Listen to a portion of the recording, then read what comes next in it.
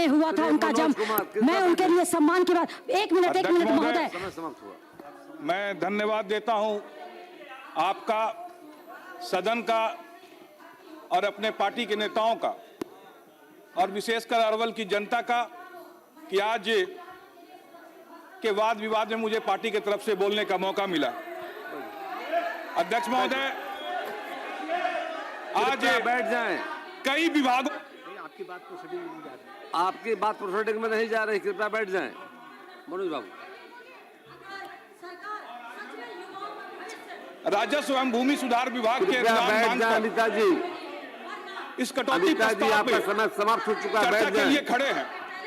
मनोज बाबू, राहुल जी ने 10 रुपए का कटौती प्रस्ताव रखा और आदरणीय माननीय सदस्य अनीता जी शांति अपना समय समाप्त होने के बाद में भी लगातार बोल रही है। मैं इनकी व्यथा को समझ सकता हूं। राजस्व विभाग में इन्हें बोलना था, राजस्व विभाग को छूकर ये सीधे खेल विभाग की तरफ में चली गई। भाई खेल राजस्व विभाग क्या महत्वपूर्ण नहीं है? इतना बड़ा राजस्व महाअभियान सरकार के द्वारा चलाया जा रहा है, क्या इस पे सार्थक चर्चा नहीं होनी चाहिए? अरे खेल के विषय में तो मैं इतने बात दावे से कह सकता हूं कि मेरा युवा भारत अभियान जो भारत सरकार के द्वारा चलाया जा रहा है, प्रत्येक जिला में एक युवा खेल पदाधिकारी यूपीएससी के माध्यम से नियुक्त किया गया है। एक बजट है, केवल उन कार्यक्रमों की समीक्षा कीजिए, गांव-गांव स्तर से खेल का प्रतिभा निकलेगा। मैं आपको यह विश्वास से कहता हूं। अब मैं महोदय राजस्व विभाग पे आता हूं। एक ऐसा विभाग जो सीधे जनता से जुड़ी हुई है, एक ऐसा विभाग जो मुगल काल से लेकर ईस्ट इंडिया कंपनी के समय से और स्वतंत्रता प्राप्ति के बाद जो हम नए नए सुधार लाए हैं, उस विभाग के बारे में आज हम चर्चा करने के लिए यहां खड़े। सर, राजस्व विभाग का भू कर संग्रह करना ही मुगल काल में एकमात्र लक्ष्य था। मुगल काल में उन्होंने एक परगना, मनसब और पटवारी वगैरह व्यवस्था करके भू राजस्व को वसूल करते थे एक निश्चित रैयतों से, लगान के माध्यम से। उसके बाद में ब्रिटिश राज आया। ब्रिटिश राज ने एक टैक्स कलेक्टर सिस्टम को यहां पर स्थापित किया और चूंकि ब्रिटिश राज का मुख्य उद्देश्य केवल किसानों से टैक्स कलेक्शन करना था, जो कि बहुत ही निर्दयी तरीके से की जाती थी, और जिसका परिणाम हुआ कि वो जब जमींदारी व्यवस्था लाए, वो रैयतदारी व्यवस्था लाए, वो महाजनी व्यवस्था लाए, तो जबरदस्ती और निर्दयी पूर्वक लगान टैक्स कलेक्शन के कारण में रैयतों को अपनी भूमि नीलाम करनी पड़ी। और इसी कारण इस बिहार की धरती पर स्वामी सहजानंद जी ने किसान आंदोलन चलाया और ये असमान जो रेवेन्यू कलेक्शन की प्रक्रिया थी, जो जमींदारी की प्रक्रिया थी, उसके खिलाफ में आवाज बुलंद किया और जिसका परिणाम हुआ कि बिहार में पहली बार जमींदारी उन्मूलन हुआ स्वतंत्रता प्राप्ति के बाद। इसलिए आज मैं सदन के माध्यम से उस किसान आंदोलन को सलाम करता हूं और जो पूरे देश को ये राह दिखाई जो कि अंग्रेजों ने हमें थोप के गए थे। अब मैं ये बात करता हूं सर, 1950 के बाद जब जमींदारी उन्मूलन हुआ तो हमने लैंड रेवेन्यू व्यवस्था को जन केंद्रित बनाने का प्रयास इस राज्य में किया गया और जिसका सबसे बड़ा उदाहरण 2018 में जो डिजिटलीकरण किया जा रहा है, कंप्यूटराइजेशन किया जा रहा है, इसके लिए मैं सरकार को धन्यवाद देता हूं। हाँ, मैं ये मानता हूं कि इस डिजिटल करने की प्रक्रिया में कई त्रुटियां हुई हैं, कई अशुद्धियां हुई हैं, लेकिन सरकार की मंशा बिल्कुल साफ है। सरकार ने उसको लगातार परिमार्जन के तरफ से, परिमार्जन प्लस के तरफ से उस सुधार प्रक्रिया में है। चूंकि ये डिजिटल अभी शैशव अवस्था में है, बाल्य अवस्था में है। 100 साल के बाद भूमि सर्वे के जो कागजात को हम दुरुस्त करने के लिए बैठे हैं। अंग्रेजों के समय में आज के 100 साल हो गए सर। ये प्रक्रिया करने में अंग्रेजों को भी 10 साल लगी थी, पूरे कागजात को बनाने में, संग्रह करने में, और इन वर्षों में किसी सरकार ने इसकी सुध नहीं ली। अब ठीक है, हम डिजिटल किए हैं, उसमें अशुद्धियां आई हैं, उसमें हम उसका निवारण भी कर रहे हैं, लेकिन क्या पहले की सरकार का यह दायित्व नहीं बनता था? ठीक है, हम भी 20 साल रहे, आप भी 15 साल रहे, इसके पहले कांग्रेस रही, लगातार कांग्रेस रही। क्या उन वर्षों में अभिलेखाकार में आज आप देखेंगे अंचल के अभिलेख, चाहे वो जिला का अभिलेखगार हो, कोई भी जो पुराने दस्तावेज हैं सही सलामत नहीं है, या तो नष्ट हो गए हैं, या तो विलुप्त हो गए हैं, या तो खो गए हैं।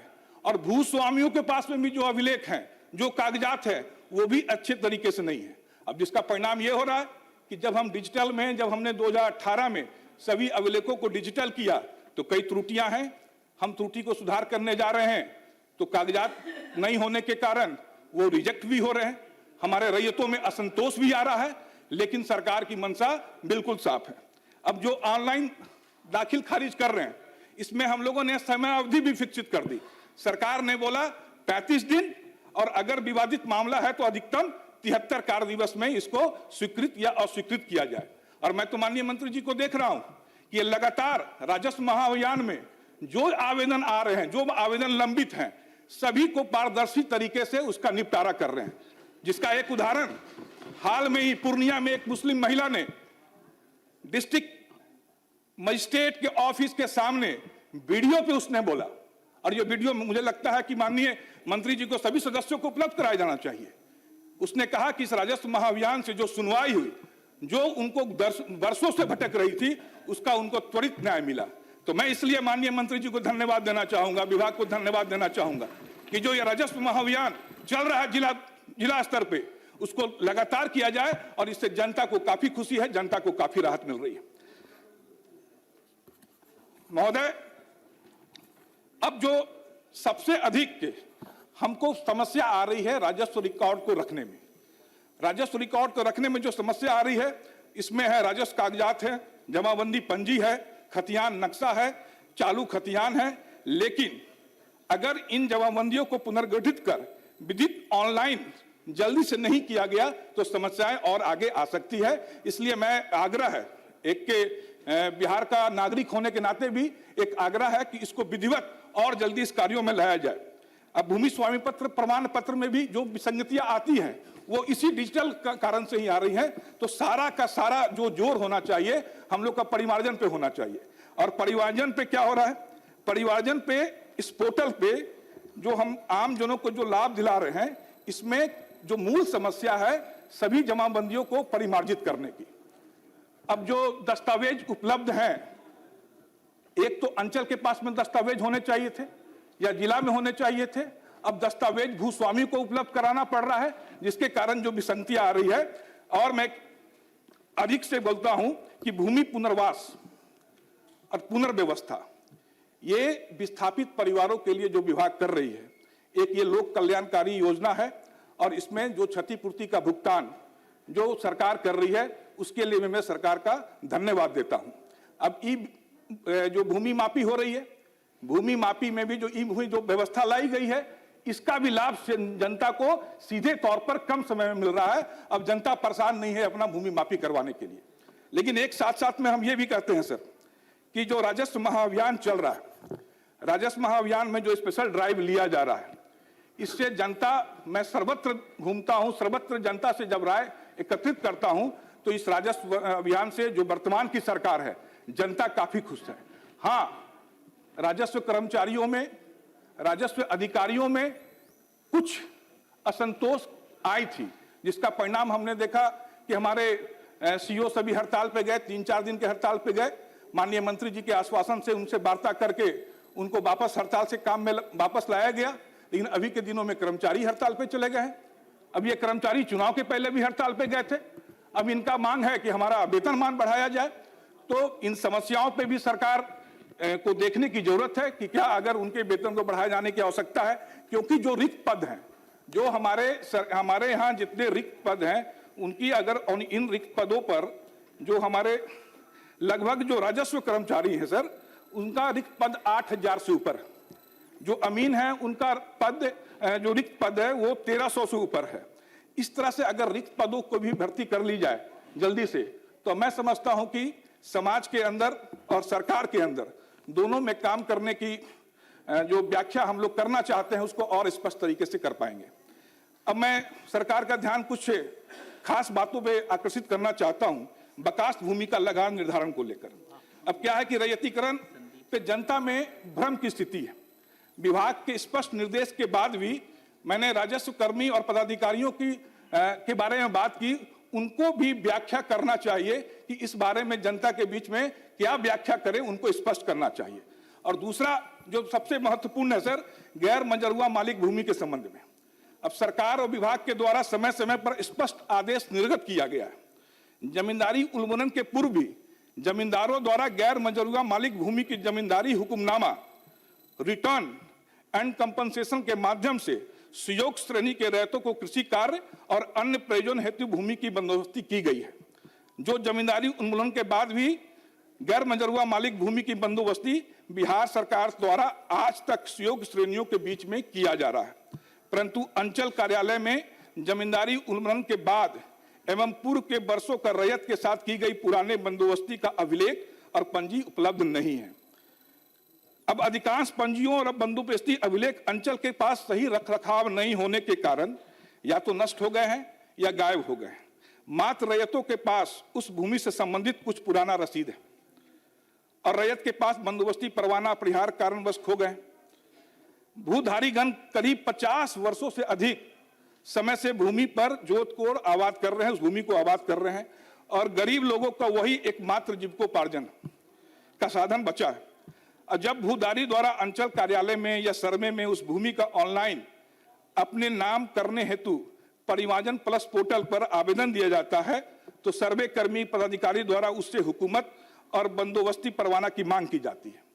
नियमतः अंचल कार्यालय एवं जिला अभिलेखागार में इसे संरक्षित होना चाहिए था। इसके पहले भी मैं कई बार इस बात को जिक्र कर चुका हूं, परंतु अंचल कार्यालय में एवं जिला अभिलेखागार में बंदोबस्ती से संबंधित कागजात, पूरे रिटर्न, हुकुमनामा, कंपनसेशन केस तथा बंदोबस्ती परवाना एवं रिकॉर्ड खतियान उपलब्ध नहीं है। इस स्थिति में रैयत अपने भूमि के बंदोबस्ती से संबंधित कागजातों का नकल और सत्यापित प्रति उपलब्ध नहीं करा पाते हैं। फलतः अंचल में हो या सर्वे में हो, उनकी दावों को खारिज कर भूमि को बिहार सरकार के नाम पे दर्ज कर दिया जाता है, जिससे रैयतों में असंतोष है। इस बात को भी संज्ञान में लेने की जरूरत है।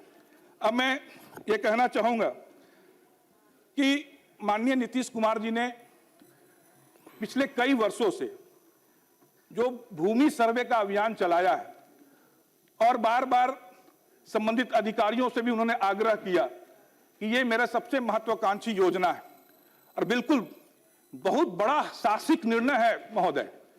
इतना बड़ा साहसिक निर्णय राजस्व विभाग का, माननीय उप मुख्यमंत्री का, माननीय मुख्यमंत्री का, कि हम वो काम हाथ में लिए हैं जिसमें हमें मालूम है कि हमारा हाथ भी जल सकता है, क्योंकि 100 साल के रिकॉर्ड को दुरुस्त करना एक कोई मतलब आम बात नहीं है। और इसके लिए हम लोगों ने विशेष सर्वे अमीनों को भी कॉन्ट्रैक्ट पे लिया, गांव-गांव में शिविर लगवाया। अब जो विसंगतियां आ रही है उस विसंगतियां को दूर करने का भी प्रयास किया जा रहा है। आज के दिन में जनता में भ्रम की स्थिति नहीं है, क्योंकि चुनाव पूर्व ये कार्य की शुरुआत की गई थी और लोगों ने एक भ्रम फैलाया था कि इससे जनता में काफी असंतोष व्याप्त हो रहा है। लेकिन चुनाव के नतीजे बताते हैं कि जनता को पूर्ण विश्वास है कि जो ये सर्वे अभियान चलाया जा रहा है, जो जमीन की मापी करवाई जा रही है, और तो और जमीन की मापी तो हम सैटेलाइट से करवा चुके, सारा ग्राम का नक्शा सैटेलाइट से मैपिंग हो गया, मेड़ बना दिए गए।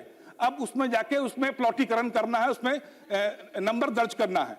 लेकिन अब ये जो विशेष सर्वे अभियान चल रहा है, और ये अनवरत पहले इसकी एक समय सीमा तय की गई थी, लेकिन किसानों में भय व्याप्त हुआ तो किसानों ने कहा कि इसकी समय सीमा और बढ़ाई जाए। उसके आगे भी समय सीमा बढ़ाया गया। अब ये लगातार निरंतर ये प्रक्रिया चालू है। माननीय मंत्री जी का भी आश्वासन है और जनता आश्वस्त भी है। जनता आश्वस्त भी है कि जो ये विशेष सर्वे का काम कर रहा है, ये मेरी सारी परेशानियों का एक हल निकालेगा। और हम उस रास्ते की ओर बढ़ चले हैं। हम उस रास्ते की ओर बढ़ चले हैं क्योंकि कई बार जो हुआ है, पारिवारिक बंटवारा हुआ है, वंशावली पूर्णतः स्पष्ट नहीं है। पारिवारिक बंटवारा के बाद में हम लोगों ने मौखिक तौर पे खेतों का बंटवारा कर लिया और 50-100 वर्षों से उसी खेत पे हम आबाद हैं। अब ये सब त्रुटियों होने के कारण जो आज ये सर्वे आज की वक्त की जरूरत थी, इसे हो जाना चाहिए था सर आज के 50 साल पहले। लेकिन माननीय नीतीश कुमार जी ने, माननीय विजय सिन्हा जी के नेतृत्व में विभाग जो साहसिक निर्णय के साथ में इस सर्वे अभियान को आगे बढ़ा रही है, उसके लिए सदन के माध्यम से मैं विभाग को और माननीय मुख्यमंत्री जी को धन्यवाद कहना चाहूंगा। अध्यक्ष महोदय, ये खेल विभाग के बारे में कुछ बातें आई थी, मैं खेल विभाग के बारे में भी बात करना चाहता हूं। क्या है कि हमारी 14 करोड़ की आबादी है। 14 करोड़ की आबादी में हमारे लगभग 60% युवा हैं और 60% युवा में उसका 50% ऐसे युवा हैं जिसमें किसी न किसी खेल में खेलने की क्षमता है और संभावना है। अब हम उन टैलेंट हंट, मैं कहता हूं कि हमें टैलेंट हंट करना है और ये टैलेंट हंट को खोजना है हमारे गांव में, हमारे खलियानों में, हमारे खेतों में, हमारे गांव की गलियों में, हमारे शहरों में। एक से एक हमारे प्रतियोगी खेलों में सफल होने वाले बच्चे हैं। अब मेरा भारत अभियान, मैंने काफी नजदीक से इसको देखा है सर। मेरा भारत अभियान में ऐसे बच्चों की तलाश की जा रही है। गांव स्तर पे, अंचल स्तर पे टूर्नामेंट कराए जा रहे हैं, फिर अंचल स्तर पे जो टूर्नामेंट को डिस्ट्रिक्ट स्तर पे टूर्नामेंट कराए जा रहे हैं। अनीता जी बोल रही थी कि स्टेडियम की बात नहीं हो रही है। 2010 के बाद में ही नीतीश कुमार जी ने प्रत्येक प्रखंड में एक स्टेडियम खोलने की घोषणा की थी और अधिकांश प्रखंडों में स्टेडियम बन भी चुका है। तो ये इस कार्य के लिए जो सरकार कार्य कर रही है, ये सभी को देखना होगा, विपक्ष के सदस्यों को विशेष तौर पे समझना होगा। और कटौती प्रस्ताव लाए हैं, अच्छी बात है। अगर कटौती प्रस्ताव नहीं लाते तो ये वाद विवाद ही नहीं होता। तो मैं तो ये कहूंगा कि आप पूरे प्रस्ताव में पूरे वाद विवाद को सुने, माननीय मंत्री जी का उत्तर भी सुने, और इसलिए भी सुने कि माननीय मंत्री जी के द्वारा जो अभियान चलाया जा रहा है वो एक सफलतम अभियान है, जनता के प्रति लोकप्रिय अभियान है। इसलिए विपक्ष को भी माननीय मंत्री जी का पूरा भाषण सुनना चाहिए और उसके बाद इस प्रस्ताव को पारित कर देना चाहिए सर्वसम्मति से। और इसी के साथ में मैं अपनी बातों को समाप्त करना चाहूंगा। बहुत बहुत धन्यवाद।